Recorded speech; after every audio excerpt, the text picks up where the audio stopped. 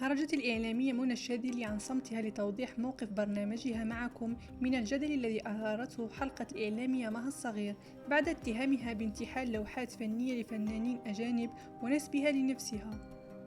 أوضحت منى أن مجلس تحرير البرنامج اجتمع فور حدوث الأزمة وقرر عدم مهاجمة الضيف رغم وضوح الخطأ، حيث تبين لاحقا أن اللوحات من أعمال فنانين معروفين. أكدت منى الشاذلي أن البرنامج نشر توضيحا فور تلقيه معلومات من أصحاب الأعمال الأصليين حرصا على احترام الجمهور. شددت على أن مها أخطأت بوضوح، لكن البرنامج اختار عدم الانسياق وراء الهجوم الجماعي عليها مفضلا الإنصاف.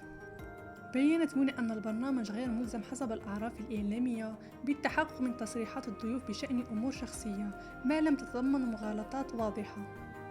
أضافت أن الشخصيات العامة يفترض بها الحد الأدنى من المصداقية، وأن المسؤولية في هذه الحالة تقع على عاتق الضيف وليس البرنامج.